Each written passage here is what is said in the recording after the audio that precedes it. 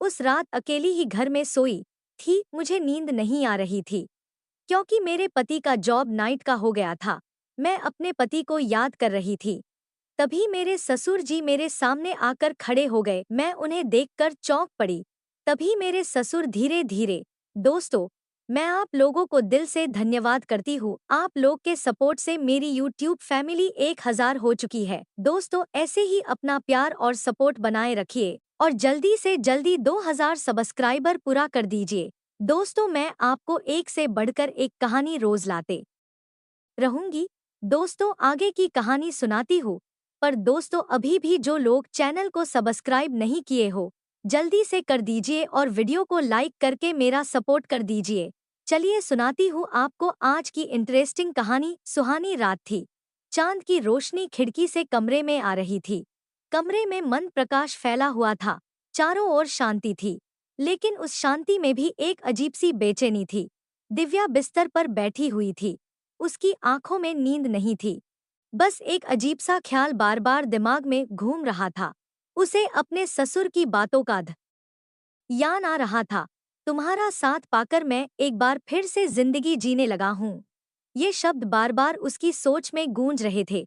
वह समझ नहीं पा रही थी कि यह केवल एक सहज भाव था या इसके पीछे कोई गहरी भावना छुपी थी। वह जानती थी कि उसके ससुर एक आदर्शवादी इंसान थे, लेकिन उनका व्यवहार पिछले कुछ दिनों से कुछ बदलाव सा लग रहा था। कभी अचानक उसकी ओर देखना, कभी बिना वजह पास आकर बैठना। फिर एक दिन जब वह अकेली थी, उसके ससुर ने उसके कंधे पर हाथ रखा और कहा, दिव्या, तुम मेरे जीवन की एक नई उम्मीद हो। वह समझ नहीं पा रही थी कि इस वाक्य का क्या मतलब था। क्या यह केवल एक ससुर की अपनी बहू के प्रति स्नेह का इजहार था या फिर इसके पीछे कोई और भावना थी। दिव्या के मन में कई सवाल उठ रहे थे। वह जानती थी कि यह स्थिति बहुत ही नाजुक थी। एक तरफ वह अपने ससुर का आदर करती थी, दूसरी ओर वह अपने पति विक्रम को बहुत प्यार करती थी, जो अभी व्यापार के सिलसिले में बाहर था। उसे समझ नहीं आ रहा था कि वह इस स्थिति को कैसे संभाले। वह सोच रही थी कि अगर वह विक्रम को यह सब बताएगी तो वह क्या सोचेगा। उस रात वह बहुत देर तक सो नहीं पाई। बार बार उसकी आंखों में वही सवाल थे। उसे लगा कि शायद वह कुछ ज्यादा ही सोच रही है, लेकिन उसके दिल की धड़कनें बढ़ती जा रही थी। अगले दिन जब वह किचन में काम कर रही थी, उसके ससुर आकर उसके पास खड़े हो गए और धीरे से कहा, दिव्या, तुमने मेरे जीवन में फिर से रंग भर दिए हैं। दिव्या चौंक कर पीछे मुड़ी। उसने अपने ससुर की आंखों में कुछ अजीब सा देखा। वह कुछ कहना चाह रही थी, लेकिन शब्द उसके होठों पर आकर रुक गए। दिव्या का मन अब और भी ज्यादा अशांत हो गया था। वह हर पल अपने ससुर की बातों को याद कर रही थी। सोच रही थी कि आखिर यह सब क्या है। क्या वह अपने ही मन में कुछ ज्यादा सोच रही है, या फिर उसके ससुर की नजरों में वाकई कुछ ऐसा था जिसे वह समझ नहीं पा रही थी। वह चाहती थी कि किसी से बात करे, परंतु वह जानती थी कि यह इतना आसान नहीं था। वह अपनी माँ से भी कुछ नहीं कह सकती थी, क्योंकि वह जानती थी कि उसके घर वाले इसे कभी नहीं समझ पाएंगे। अगले दिन सुबह जब वह नाश्ता बना रही थी, उसके ससुर फिर से किचन में आ गए। उन्होंने कहा, दिव्या, तुम्हारी हाथों की बनी चाय पीने का मन कर रहा है। दिव्या ने धीमे से मुस्कुराते हुए कहा, जी पापा, अभी लाती हूँ। लेकिन उसके हाथ कांप रहे थे। उसने चाय बनाई और उनके सामने रख दी। जब वह जाने लगी तो उन्होंने उसका हाथ पकड़ लिया और कहा, दिव्या, तुम्हें पता है, तुम्हारी मुस्कान में एक अजीब सी कशिश है जो मुझे जीने की उम्मीद देती है। दिव्या का चेहरा लाल हो गया। वह समझ नहीं पा रही थी कि इस पर कैसे प्रतिक्रिया दे। वह कुछ पल चुप रही, फिर धीमे से कहा, पापा, आप ऐसा क्यों कह रहे हैं? उसके ससुर ने हल्के से हंसते हुए कहा, दिव्या, जीवन में कई बार हमें अपने से जुड़ी भावनाओं का एहसास देर से होता है, और जब होता है तब हमें समझ में आता है कि जीवन में कुछ रिश्ते समय से परे होते हैं। यह सुनकर दिव्या की धड़कनें तेज हो गईं। उसे लग रहा था कि उसके ससुर उसके साथ किसी तरह का संबंध बनाने की कोशिश कर रहे हैं। उसने खुद को संभालते हुए कहा, पापा, आप मेरी सासू माँ को बहुत याद करते हैं ना? उन्होंने सिर हिलाते हुए कहा, हाँ दिव्या, लेकिन अब तुम मेरे जीवन में वह खालीपन भर रही हो दिव्या अब खुद को रोक नहीं पाई। उसने धीरे से कहा, पापा, मैं आपकी बहू हूँ और मेरा फर्ज है कि मैं अपने परिवार का ख्याल रखूं। लेकिन वह अपनी बात पूरी नहीं कर पाई। उसके ससुर ने बीच में ही कहा, दिव्या, मैं जानता हूँ, लेकिन तुमसे बात करके दिल को बहुत सुकून मिलता है। दिव्या वहां से निकल आई। उसका दिल बहुत तेजी से धड़क रहा था। वह समझ नहीं पा रही थी कि यह सब कैसे संभाले। उसके मन में एक अजीब सी बेचैनी थी। वह खुद को कमरे में बंद कर लिया। उसने सोचा कि विक्रम को फोन कर सब कुछ बता दे, लेकिन फिर उसे लगा कि कहीं वह गलत तो नहीं कर रही। उसकी आंखों से आंसू बहने लगे। वह जानती थी कि वह एक ऐसी उलझन में फंस गई है जहां कोई सही रास्ता नहीं दिख रहा। वह सोच रही थी कि क्या करे। तभी दरवाजे पर दस्तक हुई। उसके ससुर दरवाजे के बाहर खड़े थे। उन्होंने कहा, दिव्या, क्या तुम मुझसे नाराज हो? दिव्या ने धीरे से दरवाजा खोला और कहा, नहीं पापा, बस थोड़ा परेशान हूँ। उन्होंने उसके सिर पर हाथ रखा और कहा, तुम बहुत समझदार हो दिव्या, मुझे उम्मीद है कि तुम मुझे समझ पाओगी। वह मुड़ी और अपने कमरे में चली गई। वह सोच रही थी कि अब आगे क्या होगा। वह अपने जीवन में इस अजीब मोड़ पर खड़ी थी, जहां उसे कोई रास्ता नहीं सूझ रहा था। उसके दिल में एक तूफान था, लेकिन वह जानती थी कि उसे खुद को संभालना होगा। दिव्या अब पूरी तरह से उलझन में थी। उसे समझ नहीं आ रहा था कि वह इस स्थिति से कैसे निपटे। उसने तय किया कि वह अपने ससुर से दूरी बनाएगी, लेकिन यह करना इतना आसान नहीं था। घर में रहते हुए हर दिन, हर पल उनसे सामना होता था। अगले दिन जब वह काम कर रही थी, उसके ससुर ने उसे बुलाया। दिव्या, मुझे तुमसे कुछ जरूरी बात करनी है। दिव्या का दिल धड़कने लगा। वह चाहती थी कि यह सब खत्म हो जाए, लेकिन उसने खुद को संभाला और कहा, जी पापा, कहिए। उसके ससुर ने धीरे से कहा, दिव्या, मुझे लगता है कि तुम कुछ परेशान हो। मैं नहीं चाहता कि तुम्हें मेरे कारण कोई परेशानी हो। दिव्या ने कहा, पापा, मैं ठीक हूँ, आप मेरी चिंता मत कीजिए। लेकिन उसके ससुर ने उसकी बात को अनसुना कर दिया और बोले, देखो दिव्या, तुम मेरी बहू हो और मैं तुम्हारा ससुर हूँ, लेकिन इसका मतलब यह नहीं है कि हम एक दूसरे से खुलकर बात नहीं कर सकते। दिव्या ने उनकी बात का जवाब देने की बजाय खुद को काम में व्यस्त कर लिया। लेकिन उसके ससुर उसके करीब आ गए और धीमी आवाज में कहा, दिव्या, मैं जानता हूँ कि तुम्हारे मन में या चल रहा है, लेकिन मैं सिर्फ इतना कहना चाहता हूँ कि तुम मुझे गलत मत समझो। मैं तुमसे सिर्फ बात करना चाहता हूँ। दिव्या ने नजरें झुका लीं। उसके ससुर ने कहा, देखो दिव्या, मैं तुम्हें कोई तकलीफ नहीं देना चाहता, लेकिन जब से तुम इस घर में आई हो, मुझे ऐसा लगता है कि मेरा जीवन बदल गया है। तुम मुझे समझती हो, मेरा ख्याल रखती हो, और मैं चाहता हूँ कि हम दोनों एक दूसरे का सहारा बने। दिव्या ने उनकी बात सुनकर कहा, पापा, मैं आपकी बहू हूँ और मेरा कर्तव्य है कि मैं अपने परिवार का ख्याल रखूं। लेकिन उसकी आवाज कांपने लगी। लेकिन हम दोनों के बीच ऐसा कोई रिश्ता नहीं हो सकता जो इन मर्यादाओं से परे हो। उसके ससुर ने एक गहरी सांस ली और कहा, दिव्या, मुझे पता है कि यह आसान नहीं है, लेकिन मैंने अपने जीवन में बहुत अकेलापन सहा है, और अब जब तुम मेरे पास हो, मैं खुद को खुश महसूस करता हूँ। दिव्या की आंखों में आंसू आ गए। उसने सोचा कि वह विक्रम को सब कुछ बता देगी, लेकिन वह जानती थी कि यह इतना आसान नहीं था। अगर उसने विक्रम को बताया, तो परिवार में एक बड़ा बवाल खड़ा हो सकता है। दिव्या ने खुद को संभालते हुए कहा, पापा, मैं आपकी भावनाओं का सम्मान करती हूँ, लेकिन हमें कुछ सीमाओं का पालन करना होगा, ताकि परिवार में कोई गलतफहमी न हो। उसके ससुर ने धीरे से मुस्कुराते हुए कहा, ठीक है दिव्या, मैं तुम्हारी बात मानता हूँ, लेकिन मैं चाहता हूँ कि तुम मुझे गलत मत समझो। दिव्या ने सिर हिलाया और वहां से चली गई। वह सोच रही थी कि अब उसे क्या करना चाहिए। अगले कुछ दिनों तक वह अपने ससुर से दूरी बनाए रखी, लेकिन उसके ससुर ने उसे कई बार पास बुलाने की कोशिश की। वह हर बार एक बहाना बनाकर टाल देती थी। लेकिन एक दिन जब वह अपने कमरे में अकेली थी, उसके ससुर उसके कमरे में आ गए। दिव्या चौंक गई। उसने कहा, पापा, आप यहाँ क्यों आए? उसके ससुर ने कहा, दिव्या, मैं तुमसे एक आखिरी बार बात करना चाहता हूँ।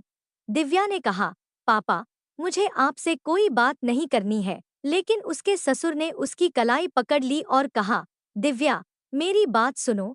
दिव्या ने खुद को छुड़ाने की कोशिश की, लेकिन उसके ससुर ने उसे जोर से पकड़ लिया। दिव्या घबरा गई। उसने अपने ससुर को धक्का दिया और भागकर बाहर चली गई। वह सीधे अपने कमरे में जाकर दरवाजा बंद कर लिया। उसका दिल जोर जोर से धड़क रहा था। उसे समझ नहीं आ रहा था कि अब क्या करे। उसने फैसला किया कि अब वह और चुप नहीं रहेगी। वह विक्रम को सब कुछ बता देगी, चाहे उसके बाद जो भी हो। वह फोन उठाकर विक्रम का नंबर मिलाने लगी, लेकिन उसके हाथ कांप रहे थे। उसने खुद को शांत करने की कोशिश की और फोन मिलाया। विक्रम ने फोन उठाया। हेलो, दिव्या, सब ठीक है? दिव्या की आवाज कांप रही थी। उसने कहा, विक्रम, मुझे तुमसे कुछ बहुत जरूरी बात करनी है। विक्रम ने चिंता से कहा, क्या हुआ? दिव्या दिव्या ने कहा, विक्रम, यह बात फोन पर नहीं हो सकती। तुम घर जल्दी आ सकते हो? विक्रम ने कहा, ठीक है, मैं ऑफिस से निकलता हूँ। तुम चिंता मत करो। दिव्या ने फोन रखा और गहरी सांस ली। वह जानती थी कि अब यह एक नई शुरुआत होगी, एक ऐसा फैसला जो उसके पूरे जीवन को बदल सकता है। विक्रम के घर लौटने का इंतजार करते हुए दिव्या ने मन ही मन खुद को तैयार किया।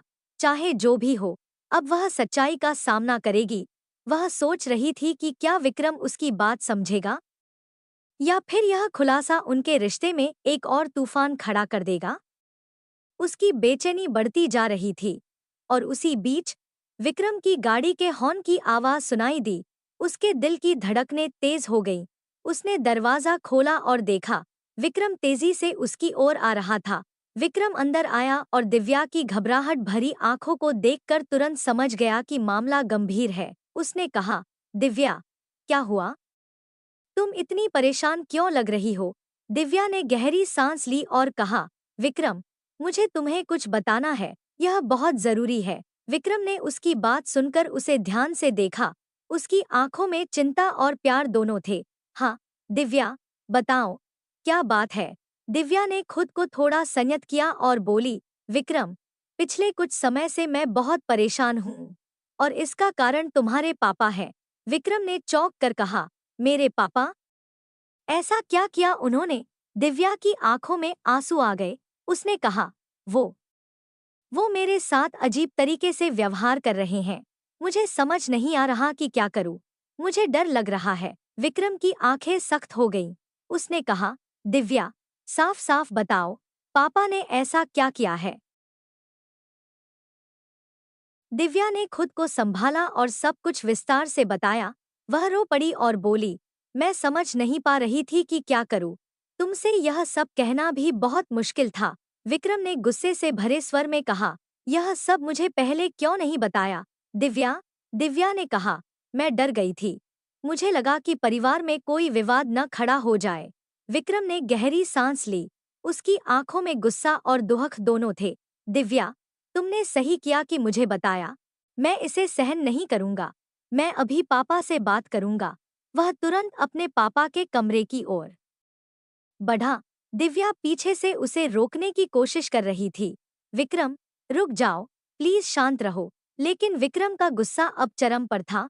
वह अपने पापा के कमरे में दाखिल हुआ और जोर से दरवाजा बंद कर दिया। उसने कहा, पापा, मुझे आपसे बात करनी है, अभी। उसके पापा ने उठते हुए कहा, क्या हुआ बेटा? विक्रम ने कड़े स्वर में कहा, आपने दिव्या के साथ जो किया, वह मैं बर्दाश्त नहीं करूंगा। आपसे ऐसी उम्मीद नहीं थी। उसके पापा ने थोड़ी घबराहट में कहा, विक्रम, तुम क्या कह रहे हो? मैंने कुछ भी गलत नहीं किया। विक्रम ने गुस्से में कहा, दिव्या झूठ नहीं बोल रही है। पापा, आपने उसे असहज महसूस कराया, और यह बर्दाश्त के काबिल नहीं है। उसके पापा ने बचाव में कहा, विक्रम, मैं सिर्फ उसे समझाना चाहता था। उसे अकेला महसूस हो रहा था। मैंने कुछ गलत नहीं किया। विक्रम ने गुस्से में कहा, यह सब कहना आसान है, लेकिन मैं जानता हूँ कि आप क्या कर रहे थे। अगर आपने फिर से ऐसा किया, तो मैं यह घर छोड़ दूंगा। उसके पापा ने कुछ कहने की कोशिश की, लेकिन विक्रम ने उन्हें रोकते हुए कहा, पापा, आपसे सिर्फ एक अनुरोध है, दिव्या से दूर रहें। दिव्या ने दरवाजे के पास खड़े होकर सब कुछ सुना। उसकी आंखों से आंसू बह रहे थे, लेकिन उसके दिल में एक राहत भी थी कि विक्रम ने उसका साथ दिया। उसने सोचा कि अब शायद चीजें सुधर जाएंगी, लेकिन वह जानती थी कि यह रास्ता आसान नहीं होगा। विक्रम अपने पापा के कमरे से बाहर आया और दिव्या के पास आकर उसे गले से लगा लिया। दिव्या, मुझे माफ कर दो, मैंने तुम्हें इतनी तकलीफ में अकेला छोड़ दिया। दिव्या ने उसके गले लगते हुए कहा, नहीं विक्रम, तुम्हारे साथ होने से मुझे अब कोई डर नहीं। विक्रम ने कहा, मैं हमेशा तुम्हारे साथ हूँ दिव्या, और अब हम दोनों मिलकर इस समस्या का सामना करेंगे। दिव्या ने सिर हिलाया। उसे महसूस हुआ कि प्यार और सच्चाई के बल पर वे दोनों किसी भी मुश्किल का सामना कर सकते हैं। लेकिन क्या यह अंत था, या कहानी में अभी भी कुछ अनकही बातें बाकी थीं?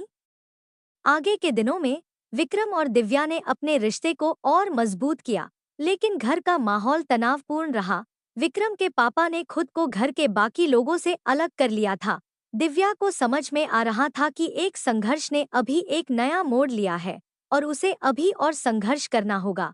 आखिरकार उसने सोचा, यह कहानी अभी खत्म नहीं हुई है, अब भी बहुत कुछ बाकी है। शायद समय के साथ हर घाव भर जाए और प्यार की जीत हो। अगले कुछ दिनों तक घर में एक अजीब सा सन्नाटा छाया रहा। विक्रम के पापा का व्यवहार भी बदल चुका था। वे अधिकतर समय अपने कमरे में बंद रहते और परिवार के किसी भी सदस्य से बात नहीं करते थे। विक्रम और दिव्या को भी समझ नहीं आ रहा था कि वे इस स्थिति को कैसे संभालें। दिव्या ने कई बार कोशिश की कि वह विक्रम के पापा से बात करे, लेकिन हर बार उन्होंने उसे टाल दिया। एक दिन उसने हिम्मत जुटाई और उनके कमरे के दरवाजे पर दस्तक दी। अंदर से कोई आवाज नहीं आई। उसने दरवाजे को थोड़ा सा धक्का दिया और देखा कि वे अपनी कुर्सी पर बैठे हुए थे। उनकी आंखों में गहरा अवसाद और अकेलापन साफ झलक रहा था। दिव्या ने धीरे से कहा, पापा, क्या मैं अंदर आ सकती हूँ? उनके पापा ने बिना उसकी ओर देखे कहा, हाँ, आ जाओ। दिव्या ने धीमे कदमों से अंदर जाकर कहा, पापा, मुझे आपसे बात करनी है। उन्होंने उसकी ओर देखा। उनकी आंखें थकी हुई लग रही थी। उन्होंने कहा, कहिए दिव्या। दिव्या ने अपनी आवाज को नरम रखते हुए कहा, पापा, मैं जानती हूँ कि आप मुझसे नाराज हैं, लेकिन मेरी इच्छा सिर्फ यही है कि इस घर का माहौल पहले जैसा खुशहाल हो जाए। उनके पापा ने थोड़ी देर चुप रहकर कहा, दिव्या, मुझे तुम्हारी कोई बात समझ नहीं आ रही है। मैं बस अकेला रहना चाहता हूँ। मुझसे कोई बात मत करो। दिव्या ने हार न मानते हुए कहा, पापा, आप मुझसे या विक्रम से नाराज होकर खुद को और हमें दुखी कर रहे हैं। मैं जानती हूँ कि शायद मैंने आपको गलत समझा होगा, लेकिन हम सभी परिवार हैं और हमें साथ रहना चाहिए। उनके पापा ने लंबी सांस लेते हुए कहा, मैंने कभी नहीं चाहा कि घर में इस तरह का तनाव हो, लेकिन मेरी भी कुछ भावनाएं हैं जिन्हें शायद कोई नहीं समझता। दिव्या ने उनकी आंखों में देखते हुए कहा, पापा, हम आपकी भावनाओं को समझने की कोशिश करेंगे, लेकिन आप भी हमें समझिए। मैं चाहती हूँ कि हम फिर से एक परिवार की तरह साथ रहें। उनके पापा की आंखों में कुछ नरमी आई। उन्होंने कहा, दिव्या, शायद तुम ठीक कह रही हो। मुझे भी शायद गलती का एहसास हुआ है। पर दिव्या ने तुरंत कहा, पापा, गलती किससे नहीं होती? हम सब इंसान हैं। हमें माफ करना और एक दूसरे को समझना आना चाहिए। उनके पापा की आंखों में आंसू आ गए। उन्होंने कहा, शायद मैंने तुम्हें गलत समझा, और खुद को भी। दिव्या ने मुस्कुराते हुए कहा, पापा, अगर आप चाहें तो सब कुछ पहले जैसा हो सकता है। हम सब फिर से खुश रह सकते हैं। उन्होंने पहली बार मुस्कुराते हुए कहा, शायद तुम सही कह रही हो दिव्या, मैं कोशिश करूंगा।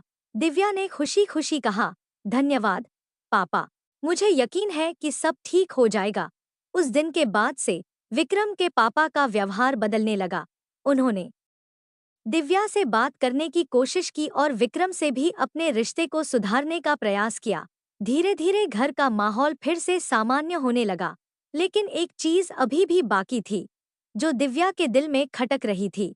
वह जानना चाहती थी कि इस सब के पीछे असली कारण क्या था। एक दिन उसने विक्रम से कहा, विक्रम, क्या तुमने कभी सोचा है कि पापा का ऐसा व्यवहार क्यों था? विक्रम ने सिर हिलाते हुए कहा, हाँ दिव्या, मैं भी सोचता हूँ, लेकिन मैंने कभी उनसे पूछने की हिम्मत नहीं की। दिव्या ने कहा, शायद हमें उनसे बात करनी चाहिए, उन्हें समझने की कोशिश करनी चाहिए। विक्रम ने सहमति में सिर हिलाया और कहा, हाँ, हम कोशिश करेंगे, लेकिन शायद हमें थोड़ा समय देना चाहिए। दिव्या ने कहा, ठीक है, लेकिन हम उन्हें अकेला नहीं छोड़ सकते, हमें उनके पास रहना होगा। विक्रम ने उसकी बात मान ली। वे दोनों मिलकर अब एक नई शुरुआत करने की तैयारी में थे, लेकिन उन्हें पता था कि यह यात्रा आसान नहीं होगी। इस बीच दिव्या ने महसूस किया कि उसे अपनी सास से भी बात करनी चाहिए, ताकि घर में सब कुछ सामान्य हो सके। दिव्या ने अपनी सास के कमरे की ओर कदम बढ़ाए। उसकी सास अक्सर अपने कमरे में अकेली रहती थी। उनके चेहरे पर उदासी की लकीरें साफ दिखाई देती थीं। दिव्या जानती थी कि उन्हें समझने के लिए उसे उनके करीब जाना होगा। उसने दरवाजा खटखटाया। सास ने धीरे से कहा, कौन है? दिव्या ने जवाब दिया, मैं हूँ, माँ। सास ने दरवाजा खोला और दिव्या को देखकर हल्की मुस्कान के साथ कहा, आओ बेटी, अंदर आओ। दिव्या ने कमरे में दाखिल होते ही महसूस किया कि कमरे का माहौल बोझिल था। दीवारों पर उनकी पुरानी तस्वीरें थीं, जिनमें वह अपने पति के साथ मुस्कुराते हुए खड़ी थी। दिव्या ने उन तस्वीरों की ओर इशारा करते हुए कहा, माँ, आप इन तस्वीरों में कितनी खुश लग रही हैं। सास की आंखों में नमी आ गई। उन्होंने धीमे स्वर में कहा, वो समय अलग था, दिव्या, तब सब कुछ ठीक था, सब खुश थे। दिव्या ने उनके पास बैठते हुए कहा, माँ, मैं जानती हूँ कि कुछ चीजें बदल जाती हैं, लेकिन क्या हम उन खुशियों को वापस नहीं ला सकते? सास ने गहरी सांस लेते हुए कहा, दिव्या, मैं हमेशा से चाहती थी कि इस घर में सब खुश रहें, लेकिन कभी-कभी हालात हमारे काबू में नहीं होते। दिव्या ने उनकी आंखों में देखते हुए कहा, माँ, अगर हम सब मिलकर कोशिश करें, तो शायद हम इन हालात को बदल सकते हैं। पापा भी अब बदलने की कोशिश कर रहे हैं। सास ने सिर हिलाते हुए कहा, मैं जानती हूँ, बेटी, पर मेरे दिल में एक डर है, जो मुझे चैन से जीने नहीं देता। दिव्या ने धीरे से पूछा, कैसा डर, माँ? सास ने अपनी आवाज में दर्द को छिपाने की कोशिश करते हुए कहा, मुझे डर है कि अगर मैंने फिर से सब पर भरोसा किया और फिर से वही सब दोहराया गया, तो शायद मैं टूट जाऊंगी। दिव्या ने उनका हाथ थामते हुए कहा, माँ, आप अकेली नहीं हैं, हम सब आपके साथ हैं और हम सब मिलकर इस डर को दूर करेंगे। सास की आंखों में थोड़ी सी उम्मीद की चमक आई। उन्होंने कहा, अगर तुम कहती हो, तो मैं भी कोशिश करूंगी। दिव्या ने उन्हें गले लगाते हुए कहा, हम सब मिलकर एक नई शुरुआत करेंगे। माँ, उस दिन के बाद से दिव्या ने अपनी सास के साथ समय बिताना शुरू किया। उन्हें हंसाने की कोशिश की, उनके साथ रसोई में खाना बनाया और धीरे धीरे उनका मन बदलने लगा। विक्रम ने भी अपने पिता के साथ अपने रिश्ते को सुधारने का प्रयास किया। वह अक्सर उनके साथ बैठता, उनके अनुभवों को सुनता और उन्हें समझने की कोशिश करता। धीरे धीरे परिवार के बीच की दूरियां कम होने लगीं। घर का माहौल फिर से खुशनुमा होने लगा। एक दिन जब पूरा परिवार साथ बैठा था, दिव्या ने हिम्मत जुटाकर कहा, पापा, माँ, क्या हम एक बार फिर से उस पुराने मंदिर चलें, जहाँ हम सबने पहली बार साथ में पूजा की थी? विक्रम के पापा ने चौंकते हुए कहा, तुम्हें वो याद है? दिव्या ने मुस्कुराते हुए कहा, हाँ, पापा, वो हमारी पहली पूजा थी, जिसमें हम सब साथ थे, और वो दिन बहुत खास था। सभी ने इस विचार पर सहमति जताई।